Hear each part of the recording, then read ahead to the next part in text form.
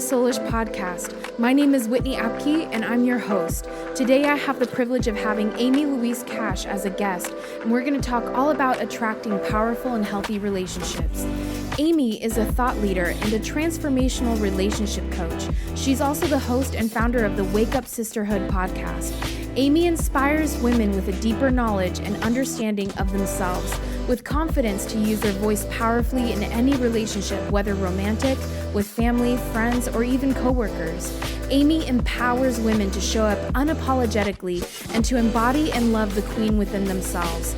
Amy's passion lies in supporting and inspiring women to truly own their truth and remember their worth. She is incredible and so inspiring. I guarantee you that you will re-listen to this episode again and again.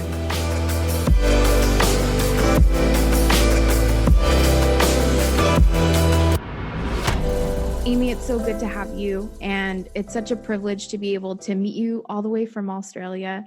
I just think that's so cool that we can do this. And I wanted to have the conversation with you about attracting powerful and healthy relationships. As like a single lady, I'm thinking, how do I attract that? I want to attract that powerful and healthy relationship. That's exactly what I want to attract. And I know everybody wants to attract.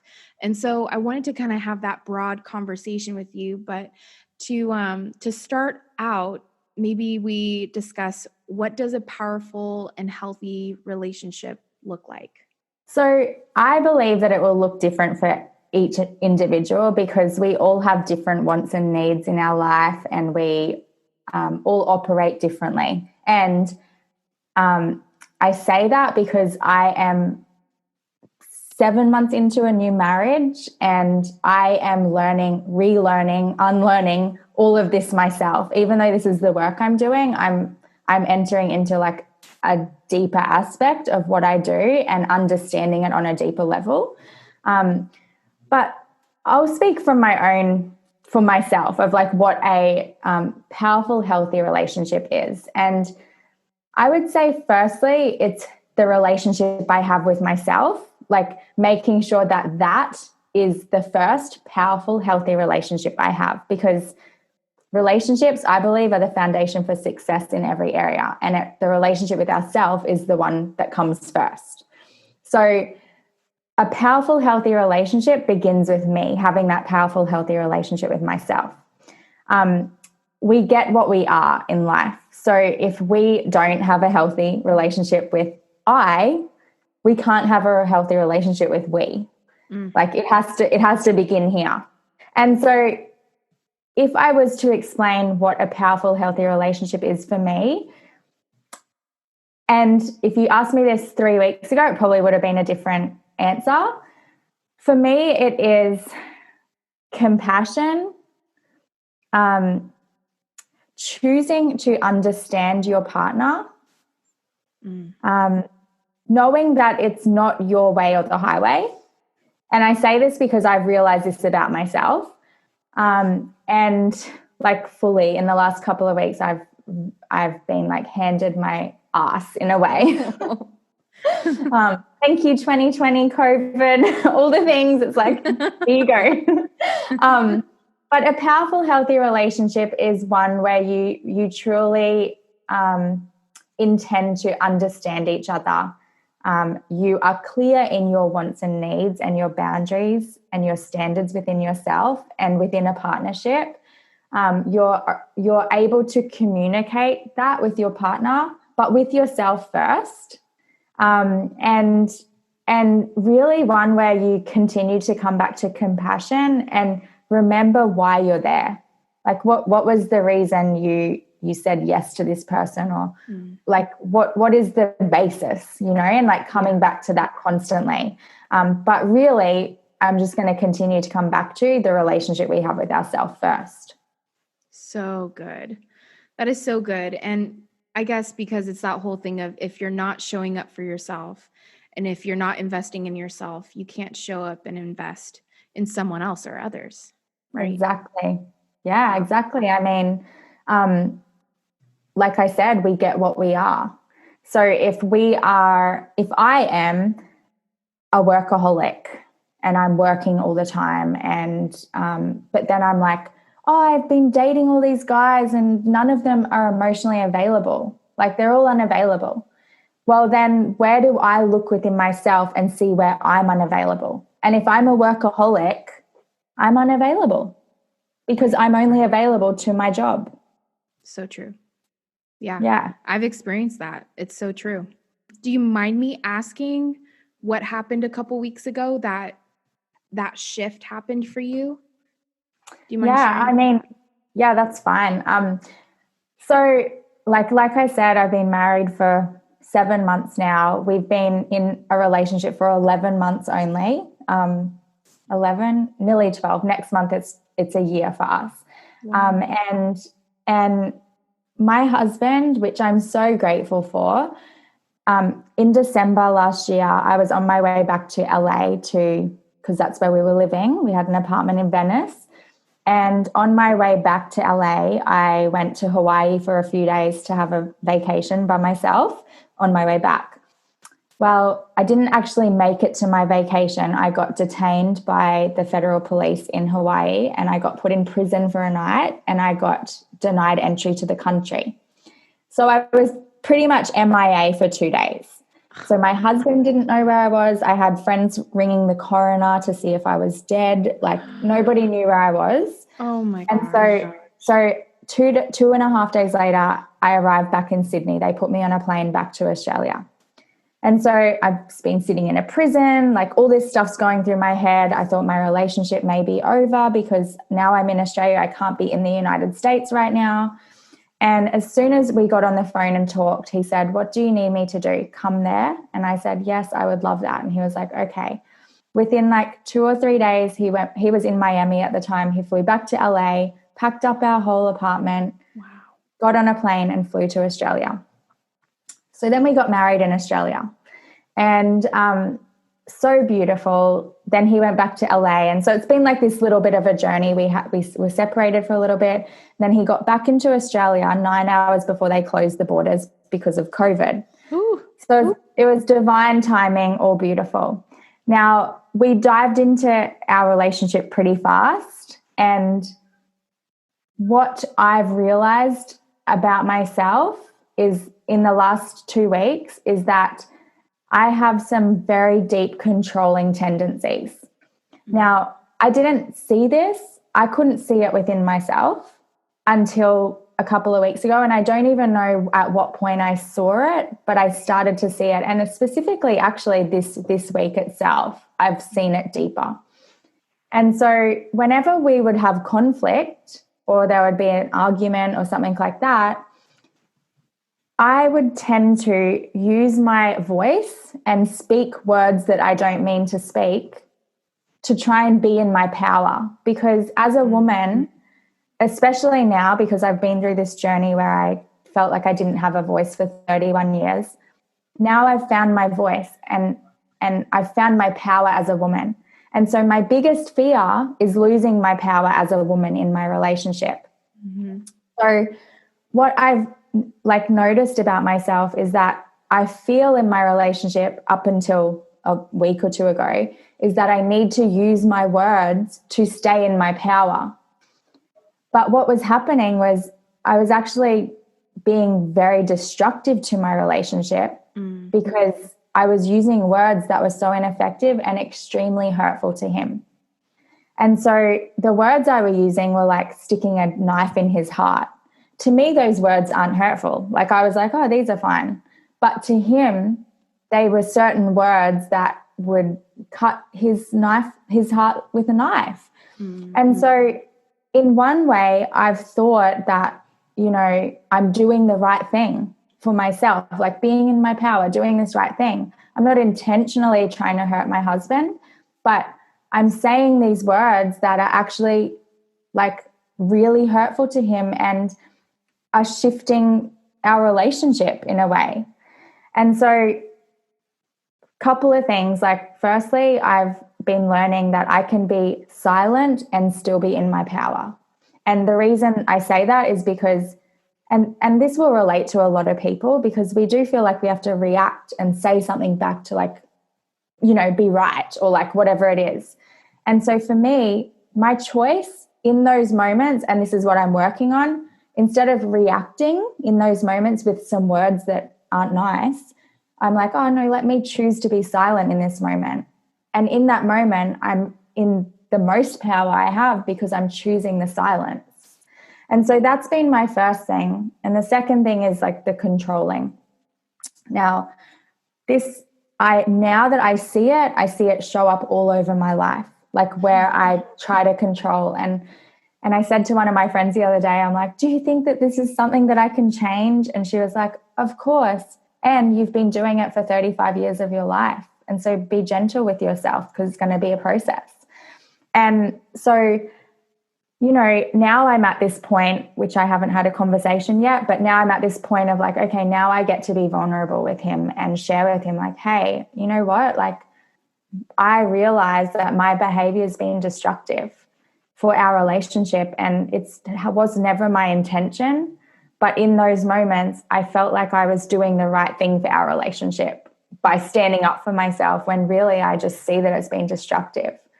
And so for me, like, I actually feel like 2020 is like slapping my face like 14 million times and like handing my work to me on a silver platter, Yeah. I don't know if that even answers what you asked, but oh yeah. And as you were talking, I was reflecting to myself, because I deal with the same thing, and I've dealt with it in all of my relationships. I can look back and see where I needed to control, and either from the beginning of the relationship, needing that affirmation, either verbal or physical, in order to feel accepted and wanted and beautiful and loved and desired and all of that. And so I can actually see where, even in like suggestions, in suggestive ways, basically trying to control the conversation, or what the relationship looks like, or defining the relationship so that then I feel comfortable and confident that we've put a label on it, so it's there, right? And not just letting it happen and not letting him lead. And as women in this culture, it is very hard for us to walk in our femininity and not feel like we have to step into a masculine kind of energy or role or ambiance, creating that space of, hear me, I'm here, I'm loud, I'm worthy of listening to, because I'm strong, I'm independent, I got this, whether that's in the workplace or in a relationship. And I think I look back and I see where I stepped into maybe more, not that it's a bad thing, but it's just where you're operating from. And it's outside of what maybe your makeup is, or your design, or, however you want to relate to it. But stepping into more of a masculine energy in a relationship where you have a masculine partner. And for those who have a feminine partner, maybe stepping into more of a feminine energy, who knows? But I can see where I've stepped in and kind of tried to lead, and we do that by control, by manipulation, by trying to organize what's happening so that we don't have to fear the future or the outcome of the conversation or anything like that. So I completely relate. And I know everyone who's listening to this can relate to that 1,000%. Sure. You're not alone, Amy. Yeah. And I think the beautiful thing to understand here, like piggybacking on what you just said, is that men are natural protectors and providers.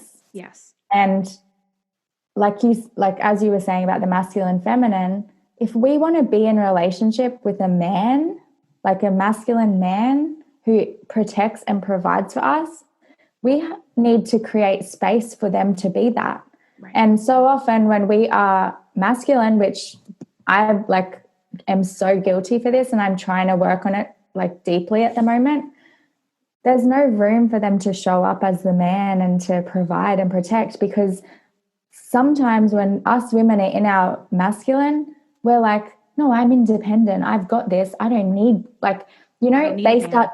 they start to feel unwanted because they don't think you need them. Right. And my husband said those exact words to me. He said, if I'm not wanted here, I'll go back to Mexico where my family wants me. Oh. And I was just like, oh my goodness. Because deep down I do want him, but my energy and my actions have said otherwise. Yeah. And they can feel it.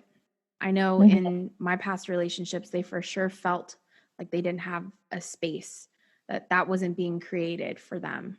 And I know it can happen the other way, and even if you're in a, same gender relationship, we all have feminine and masculine energy. We're both. It's just what we're operating in more of. And so I know for people that are maybe feminine or masculine, it's more of the relationship that you have and what you've built together. And as long as you're making space for each other and not undercutting and or shoving out, because it is an energy. And as we're talking about masculine energy as a feminine, as a woman and in our feminine energy, and that's our default, like that's our makeup. There are probably some women that are more masculine and we kind of label them the tomboys, right?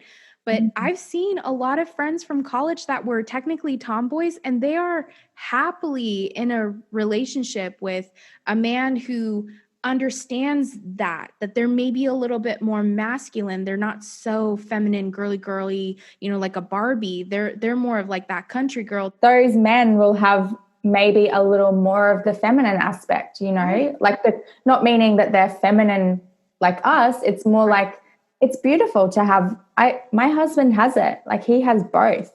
Yeah. And I love that about him. He has the qualities of the feminine, which is like the creative, the flow, the intuitive, like he has all of these beautiful aspects. And then he has like the logic, the reason, the structure of the masculine. And it's like, how can we as women, again, come back to ourselves and learn to be in divine flow of both of them within ourselves? And I mean, balance is not really a word I like to use, because I never believe we're like fully balanced. It's always like either one more than the other.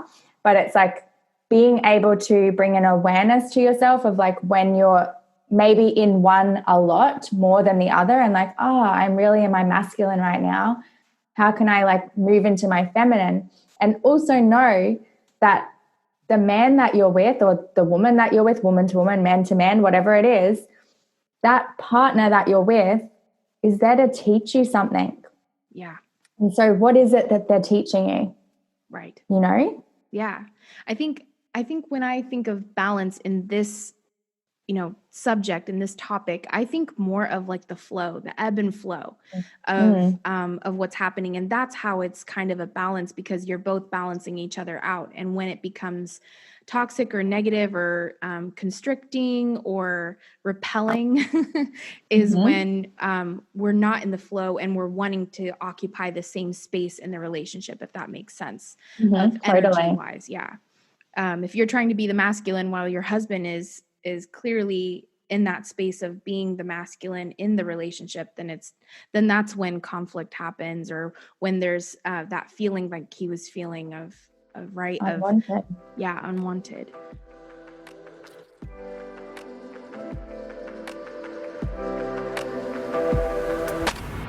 Hey, it's me. I just wanted to let you guys know that I am a certified life coach, and I have been coaching and mentoring people for over a decade now. I specialize with issues of the soul, no surprise there, and can help you realign with your values and purpose, break free from emotional blockages and negative thought patterns, and you will feel motivated and encouraged to take the necessary steps to living a fulfilling life. My clients are people just like you who want to have connected and positive relationships with their friends, family, and significant others, break free from addictions and bad habits, heal emotional issues and trauma, and experience spiritual breakthrough and energetic healing. Because as we go through life, we encounter challenges and hardships, and sometimes we need someone to help us keep going or to make adjustments that enable us to overcome and grow, and most of all, enjoy our life. My sessions are designed so that you are completely free to address whatever you feel is most important. If you are interested in meeting with me one-on-one, then go to whitneyapke.com/coaching and sign up. Your first session is on me. To kind of bring it back to attracting, how do we attract, that kind of relationship that's powerful and healthy? And so that's maybe we're in that place where we're showing up for ourselves and we're really actively participating in our self, improvement, development, in our growth, in our healing process. And so what is like maybe the next step? Like you're showing up for yourself, you're definitely in it for you, you're investing in yourself. How do we then attract that? Does that just naturally happen, or are there any steps or things that we should do? It's so I have a program called Calling in Your King. And basically the program is about preparing yourself for powerful partnership. Or if you're in a relationship, it's about building the emotional body and becoming the space internally to hold the love you say you want in your life. So that can mean up-leveling and expanding the relationship you have with your partner or your husband or whoever it be. And so in that program, we basically take a journey. And like I just said, the first thing I believe is our relationship with ourselves, Then the next thing I would say, and this is actually like module 3, is getting clear on what you want and need in a relationship. This is vital, and this is what I would call standards. And from my experience of working with women all over the world, when I start working with a woman, I'll say, okay, what are your standards like within a relationship? And they'll be like, or I'll say, do you know your standards? And they'll be like, yeah, I know what my standards are. And I'm like, okay, what are they? And the woman will go, well, I really want him to have like brown hair and like tan skin, and like tall, funny, maybe a good job. Like this is what they start saying to me. I'm like, okay. And then I'm like, all right, so like what else are your standards like? Tell me a little more. And then they're like, oh, I don't really know. Every single woman I work with says that. I don't really know. And so this is just a clear indicator of where the work needs to be done. Right. You get what you are. If you are wishy-washy in what you want and need in a relationship in life, you will attract wishy-washy. You get what you are. And so a big part of the work I do with women is like helping them get clear on what they want and need in a relationship. And there's also a couple of other really amazing people out there. Actually, one of my best friends, her name's Erica Vargas. She's based in Texas. She's also a relationship coach. Amazing. Does this exact work, like helping women get clear on what they want and need too. She's another one I would highly recommend. Wow. But basically what you need to do is like get very clear on what you want and need. And it has to be measurable and specific because men like clear direction. Mm-hmm. So it needs to be specific. And the beautiful thing is, like when you get so clear on this, and I'll share this with you because it's just so beautiful. I got clear on my standards probably 3 years ago. And it was my friend Erica that I just spoke about that helped me get clear on it. So I got clear. Then when I met my husband last year at Burning Man, I was riding along the playa, like looking up at the stars, and I was like, Spirit, I'm ready, I'm open, bring me this man. And that was like, and then I like was riding my bike and I imagined my heart opening as I'm riding along. Like I was doing this little meditation with myself. Anyway, I got to this stage and I was standing at the stage and my friend Preston, do you know Preston Smiles? Yes, love him. He's one of my really close friends. And so he was with me. And so he stood in front of me and he put his arms out and he gave me this big hug and he was like, Ames, I love you and I don't tell you enough. And he said, I'm so proud of you and I'd never tell you that enough either. And he just gave me a few hugs and he stood beside me and we're listening to the music and he's like, you know what? He's like, the man who takes your hand in marriage is going to be one very lucky man. And I looked at him and I was like, oh, thanks, P. And then literally 3 moments later, literally like within like a minute, I turn this way and I see Jonathan, my husband. And I looked at him and I looked back at Preston and I said, hey, P, see that guy in the red jacket? He's like, yeah. I said, that's my future husband. And he said to me, go and talk to him. And I'm like, yeah, I will. So I went over to my husband and I was like, excuse me. And he was like, yeah. And I was like, I think you're really handsome and I can't take my eyes off you. And he was like, oh, I feel the same. And literally from that moment on, we were inseparable for the rest of Burning Man. Anyway, why I say this is because our relationship began in that moment. Like it was instant. Then we get back to LA. I got back like 4 days before him after Burning Man had finished. And then he works at Burning Man for one of the camps. So he was a little bit behind me. He comes back to LA. He calls me. He's like, can I take you for dinner? I was like, yes, please. Picks me up, takes me out for dinner. And we're sitting at dinner this one night. And he sat there and he said to me, so would you be able to share with me what your standards are? Because I really want to make sure that I can meet them. And I'm not joking. I nearly fell off my chair. I went blank. I couldn't remember any of my standards because like to me, that would be a dream for a guy to actually ask me like, what are your standards? That's a dream for me. And then this man sitting in front of me and he actually said that to me.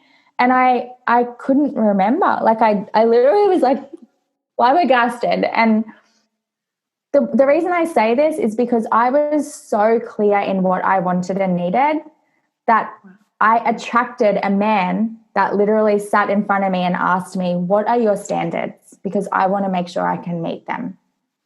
And so when you get clear on what you want and need, you will just naturally attract that. Like seriously, you will. And the second part to that is, you know, you get to be clear on what you want to need, and then you get to be clear on what you have to give that man in a relationship. What do you have to offer the relationship? Like, you know, it's good to have your wants and needs.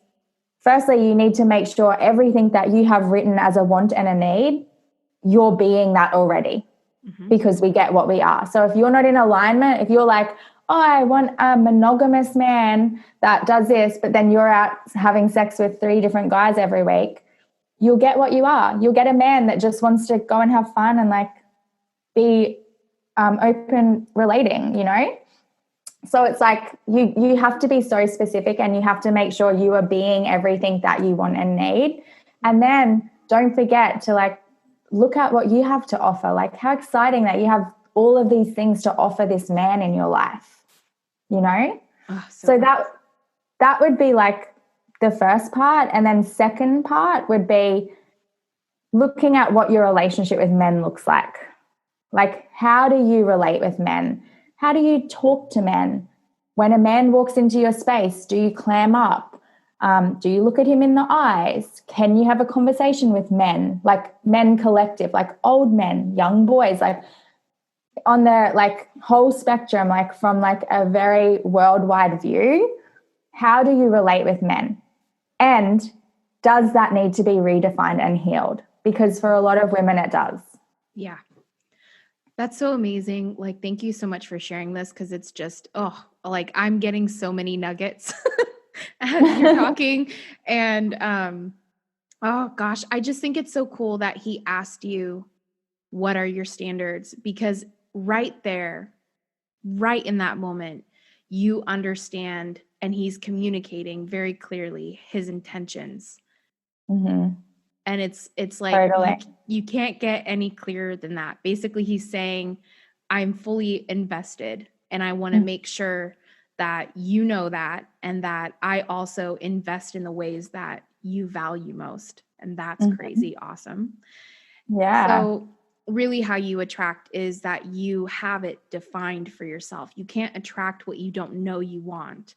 So basically you have to know what you want, and you have to have it very clearly defined for yourself, very clear in your heart what you want and need. And then on top of that, you want to make sure that you can be open and relatable to men, and that you have nothing blocking or hindering you, whether that's in your mentalities, mindsets, or emotional blockages or anything like that.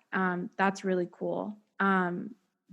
So you've kind of named a few, but in what ways can we hinder ourselves from attracting that kind of relationship? Is that purely just not having any, definitions of what we want and need and not being open? Is there anything else that could maybe hinder us from attracting the relationship that we want? Does hinder mean like stop us? Like from, I really love the body, and talking about the body and how sometimes we don't have space in our body for what we want in our life. And one thing that I feel can like hinder us from creating that in our life is our language and the words that we speak and think on a daily basis. Because I'm a big believer that every word we think and speak is planning and creating our future. Mm-hmm. So I'm going to share with you it just comes to my mind, and it's a story I used to have and say. About 5 years ago, one of my really good friends, him and I would go to the gym together every day. And I've always wanted to fall in love with a man, like to have this beautiful love, to get married, to have a family. Like I've always wanted love. Like I've yearned for that in a way. And and I'm seeing it more now, like how much I yearned for it, like before. And it was like I wasn't like quite, I thought I was happy, but I wasn't actually quite happy until I had that in my life. And so I'm seeing this now, looking back and reflecting like, oh, everyone else saw that, but I didn't until now. And so I would go to the gym with my friend every morning, and he was a couple of years younger than me, but he would always attract older women. However, he was always positive in his language and like, oh yeah, I love older women. Like, I'm putting it out there that the next woman I date, she's around 40, and that she's like already got a couple of children, and that she's like done a little bit of work on herself, and like she's a little more mature, like that's what I'm attracting. And I was like, oh, cool. And so then I would watch him attract these women, exactly what he was like asking for. And I'm like, and I said to him one day, we're working out, and I was like, you always like, you say you're going to attract a woman, and then like 2 weeks later, there's this woman in your life that's that. And I'm like, what do you think's going on with me? Like, why don't, like, no guys ever reach out to me. No guys ever talk to me. No one ever like messages me, flirts with me, nothing. And he's like, well, think about what you say every day. And I was like, what do I say? And he said, every single day, he said, at least once while we're working out, you say, I don't need a man in my life. I'm happy on my own.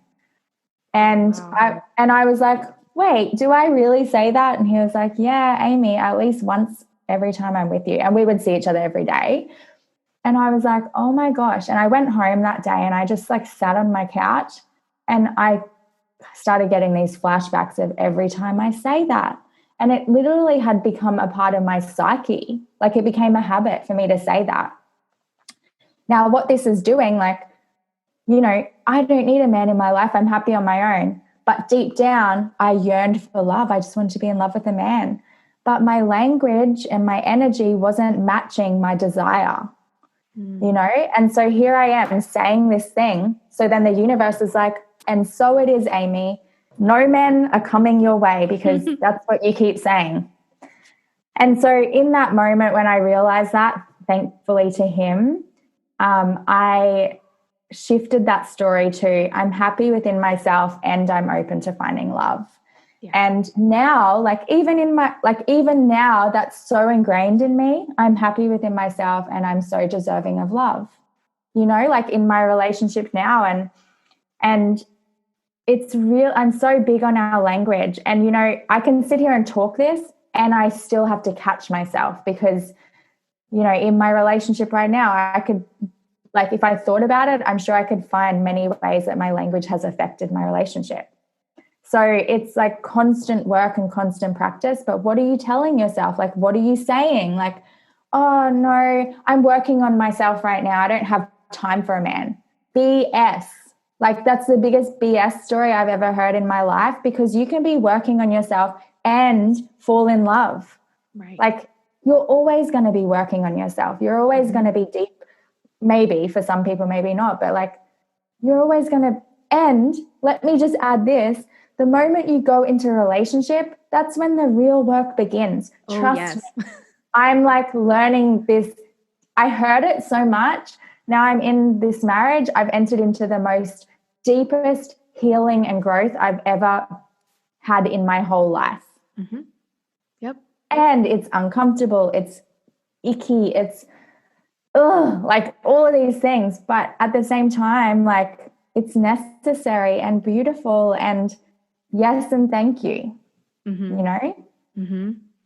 Oh, it's so good. Yeah, I've experienced that where I think a relationship really is kind of, in a sense, a catalyst. Like every interaction, because it accesses a part of your heart that you can't access on your own. You know, you're being vulnerable with somebody else, and you're sharing being vulnerable with somebody else, and they get to see you, all of you, and that can be unnerving, and they can also point out things or show you things about yourself, maybe not even intentionally. It's just a part of being in the relationship, that you can see and be like, oh my gosh, I didn't realize I have that. Because even as you were saying that, I have said that exact thing. That has been my narrative for years prior to when I also realized it and was like, oh my gosh, what am I saying?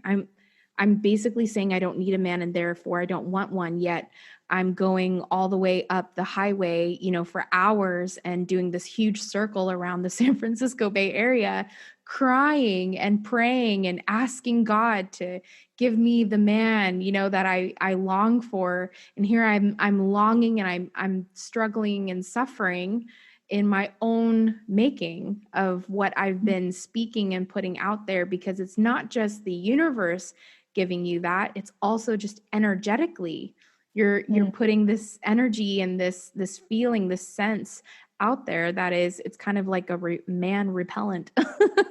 Totally. Yeah. So I wanted to add something else, that this is all what works for me. And it's my truth. It doesn't mean it's the actual truth for everybody, but so I'm very big on prayer, and every single morning I pray. It's like the one thing that I'm very committed to every single day. Now, coming back to language again, and I mean, I speak this a lot, and you know, a lot of people say like, I'm praying, but like, why don't I get what I pray for? Or like, you can replace the word pray with manifesting or setting an intention or whatever it is. Right. For me, it's prayer. And what is needed is to learn how to pray in a good way for what you actually do want, rather than praying for what you don't want. And what I hear through people, because I actually teach people how to pray in a good way, it's like, say, I'll give you an example. So praying in a bad way would look like this. For me, it's Great Spirit, but it can be God, Jesus, Buddha, Allah, whatever it is for you. But for me, it's like, Great Spirit, I'm raising a prayer, I'm raising a blessing today to connect deeply with my husband and bring joy to our relationship today, and to continue to come back to our hearts and to rise in love. And actually, wait, this is the good way. I'm sharing with you the good way, like to rise in love and to love each other as much as we can, like we did in the day we met, or something like that. Praying in a bad way would look like this. Great Spirit, I'm calling in this man into my life that doesn't treat me how the last guy treated me and isn't abusive. And, you know, God, Jesus, I'm praying that, you know, the next man like actually decides to treat me better than the last guy. And can you kind of get the gist? Mm-hmm. It's like, this is what I hear a lot. And it's like, okay, so when you're saying, God, like I'm praying for a man to come into my life that doesn't treat me how the last guy treated me, all God hears is, doesn't treat me how the last guy treated me, doesn't treat me. And so then you get another guy who's treating you the same way as the last guy. Versus if you're like, Spirit, I'm ready, I'm open, I'm raising this prayer today to call in a man who vibes with me, who's, open and emotionally available and is ready to co-create with me and create magic and have a family with me and grow together. Great Spirit, God is like, oh, okay, let me get her one step closer to that. Mm-hmm. But as soon as you start praying for what you don't want, you'll get more of what you don't want. Mm-hmm. You know, and you have to be so specific in how you pray. And one of my spiritual teachers, he said to me once, be careful how you pray. He taught me how to pray. He said, be careful how you pray. If you pray for patience, expect many challenging lessons that will teach you patience and will be very painful. So be careful how you pray for patience. And it's so true. Yeah. We don't understand that until we understand it. Mm-hmm. I hope that made sense. Totally and completely, because in the way not to pray, you're focusing on the negative, even though you're asking for not experiencing that again. You're focusing on it instead of saying, this is what I want. You're saying what you don't want, and that's all you're saying. So you're not defining what you want by just saying you don't want what you just had. So that totally makes sense, because again, you're defining it for yourself. And if you don't define it for yourself or for God or the universe, source, the Great Spirit, then you won't experience it. You won't recognize it, right? When it happens, when it comes into your life, and you won't be able to attract it either. So that's really good. So you talked a lot about unlearning, and I saw even a post a couple days ago, I think 2 days ago, California time, you posted about unlearning a lot of things. And I know for myself, I've recognized a lot of harmful behaviors, especially in a relationship. You realize it even more than when you're like single and it's just friendships and your family that you have around you. But when you're in a relationship, you start to realize, harmful behaviors like self-protection or projection, or like we've been talking about, manipulation and control. And what has been your process of unlearning those harmful behaviors? How can we unlearn it, and how can we heal from it? I mean, I feel like I'm right in the midst of this right now. I think firstly, creating the awareness around your own behaviors. And to be honest, I feel like we don't see this until Spirit, God source, is ready for us to see it. Because, I've been deep in this work for a long time. I've never seen that I'm controlling. I haven't. Even though I'm deep in the work, never saw it. Just saw it as like a good thing that I was doing, And so it's like now through my relationship, I've been handed this gift, if I choose to look at it that way, of like, hey, this is something that has been showing up in your life. And to go a step further, I ask my friends for feedback because I want to learn and grow and see how I can show up more powerfully in all of my relationships. And so I ask like my inner circle, like a few of my close friends, hey, can you give me feedback? Here's some questions for you. And one of my really good friends, she said to me the other day, she's like, Ames, like you control everywhere in your life. And I'm like, do I really? And she's like, yes. Like, she's like, I see it clearly. But she's like, I can't tell you that. Like, you have to see it yourself. And I'm like, damn, like now, like through different conversations and feedback and things like this, Spirit is like, it's time for you to see this. And so now, like, as I'm seeing it, like I've created that awareness around it, like, oh, it's here. I've been controlling and manipulating and all the things unconsciously. I haven't intended to do that. Like, never was my intention, but I have now been given this gift of seeing like, hey, this is how you've been showing up. So there's two ways I can go. And I've been down both paths in the last week. I can go into victim and, oh, poor me, and I'm a failure, and I've been all these things, and I've ruined my relationship, and I could go down that path. But really, that's not going to do anything for my relationship or myself. It's just going to be more destructive. Or I can go, okay, I have the awareness. Whoa, like this is how I've been showing up.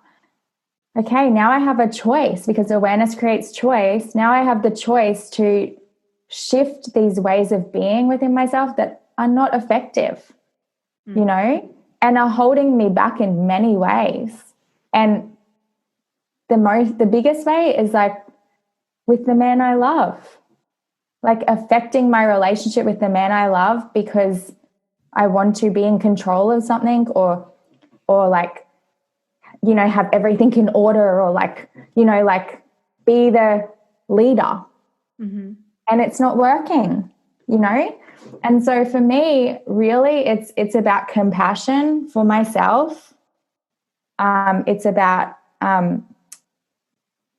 self-forgiveness, because what happens, I just spoke this on my podcast actually, when we have done wrong unintentionally and we go into this blaming ourselves for it, it's not serving our relationship. And so if we can go to God and ask God or spirit, source, universe for forgiveness, like I'm having a hard time. Can you, if you're here with me, please help me to forgive myself for this thing.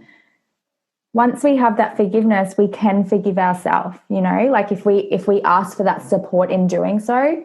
And once we've forgiven ourselves, we can actually then create space to lean deeper into love. Mm-hmm. Does that make sense? Totally. So yeah, I feel like it's like self-forgiveness, awareness first, making that choice, like, okay, this isn't working, like for me, all my relationships, controlling, manipulating, whatever it is, let me like step back and listen, like listening versus like step back, listen, create space, you know, to create a new context in your life and in your relationship. Yes. Oh, so good. So many nuggets, Amy. I know I could just keep talking all day about this stuff. Oh, do you have any, because I want to wrap up and be mindful of your time. Do you have any last maybe nuggets that you would want to end on in respect to attracting powerful and healthy relationships? You know, like the one thing that comes to me is whether you call it prayer or intention or whatever it is for you, like finding something that you can pray to, set intention to talk to, finding God, source, great spirit, like whatever it is for you, and creating a practice around that every day. And you know, what I do is whenever I pray, I always say thank you.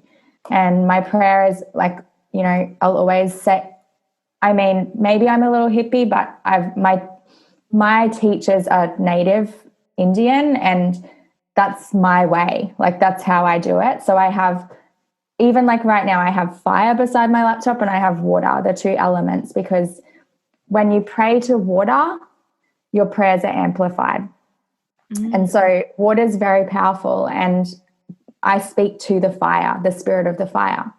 And so every time I pray, I have the water and the fire with me, and I pray and I say thank you first. And I always say thank you to the water, because water is life, and water is like, we are made up of mostly water. Water is everywhere that we are, whether you have a glass of water beside you right now, or it's like you turn a tap on and it comes out, or the shower, or, you know, like everywhere you go, there's water. And if we actually watch the water, it will teach us, like in a cup, it can be still. At the ocean, it goes in and out, like, you know, it flows, or sometimes it's destructive. It's like literally our reflection. The storm clouds come over, and it's like uncomfortable. And then it passes and the sun shines again. So it's like nature is our biggest teacher, really, but finding some kind of practice that you can do, which could be 2 minutes every day, where you go and you have your sacred space, an altar or something where you just pray, or set an intention. If you don't like the word pray and you don't resonate with God, just speak to the universe, set an intention like, hey, thank you so much for this life. Thank you for this desk that I'm working from. Thank you for the food that nourishes me. Thank you. Yes, and thank you. If that's your prayer, that's your prayer. Yes, and thank you. And then you can say, I'm raising this blessing today, or I'm raising a prayer to call in this into my life. A man that's like, treats me beautifully as I treat him. A man that holds me, loves me, and supports me as I move through my processes. A man that is ready to co-create with me and is fully ready to commit.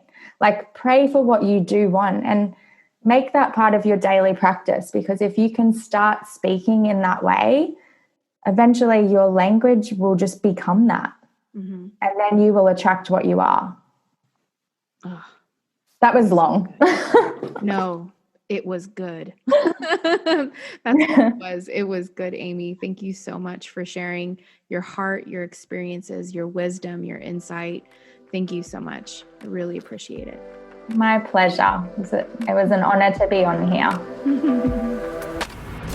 I hope you enjoyed my conversation with Amy as much as I did and caught all of those nuggets she was giving out about attracting powerful and healthy relationships. Go check her out on Instagram at Amy Louise Cash and her podcast, Wake Up Sisterhood. If you're a single lady and want to attract a powerful and healthy relationship, she has an amazing program called Calling in Your King. Go to her website with amylouisecash.com/work-with-me to sign up. And you can also work with Amy one-on-one. She honestly is so amazing, and you will benefit from every word that she speaks into your life. Soulish is not only a podcast, but a community where we can relate to each other and support each other in our soul journeys. Follow us on Instagram and Facebook at I Am Soulish. I can't wait to connect with you there.